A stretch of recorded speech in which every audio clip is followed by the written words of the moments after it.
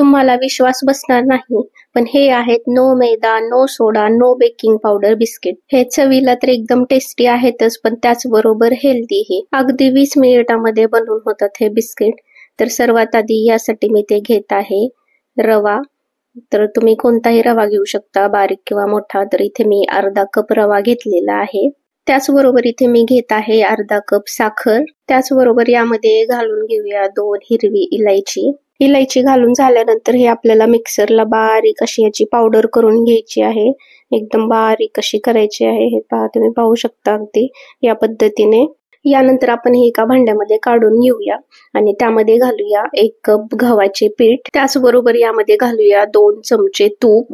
तर मी ते तूप घालत आहे. तुम्हाला हवे असेल तर तुम्ही बटरचाही वापर करू शकता. आता आपण हे तूप पूर्ण पिठाला चोळून घेऊया. अगदी पूर्ण पिठाला व्यवस्थित चोळून घ्यायचं आहे पीठ.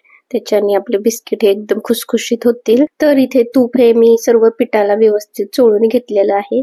आता यामध्ये घालूया 1.25 कप दूध. सर्व दूध एकदाच घालायचं नाही, थोडं थोडं करून दूध घालायचं आणि आता याचा अगदी मऊसूत असा गोळा तयार करून घ्यायचा आहे. तुम्हाला जी रेसिपी आवडत आहे का? आवडत असेल तर व्हिडिओला लाईक करा. तर इथे जवळपास 4 ते 5 मिनिटे मी इथं पीठ हे व्यवस्थित मळून घेतलेलं आहे. आता या पिठावरती झाकण ठेवून आपण हे 10 मिनिटे पीठ व्यवस्थित भिजवून घेऊया, म्हणजे रवाही व्यवस्थित भिजला जाईल. तर इथे 10 मिनिटे झालेले आहेत आणि आपलं पीठही व्यवस्थित भिजलं गेलेलं आहे. आता याला आणखीन आपण 2 मिनिटे व्यवस्थित मळून घेऊया. 2 मिनिटे मी इथे पीठ हे व्यवस्थित मळून घेतलेलं आहे. तर पीठ एकदम सॉफ्ट असं झालेलं आहे.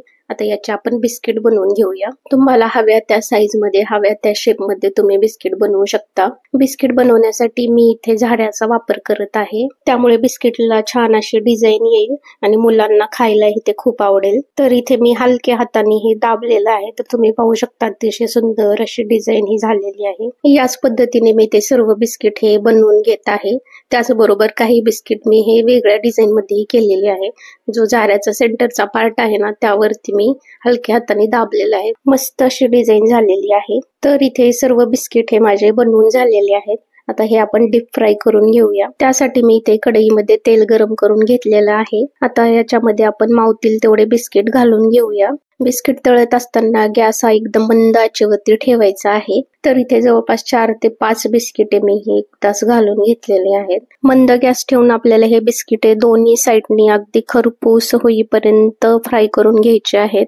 जोपर्यंत याचा कलर बदलत नाही, म्हणजे गोल्डन ब्राऊन असा कलर होत नाही, तोपर्यंत आपल्याला हे फ्राय करून घ्यायचे आहेत. तुम्हाला आजची रेसिपी आवडत आहे का? आणि तुम्ही ही रेसिपी कुठून पाहत आहे तेही मला कमेंट करून सांगा. तर इथे जवळपास 4 ते 5 मिनिटे मी हे बिस्किटे फ्राय करून घेतलेली आहेत आणि तुम्ही पाहू शकता अगदी सुंदर असा रंग आलेला आहे. अगदी खरपूस आणि खुसखुशीत असे ही बिस्किटे बनलेली आहेत.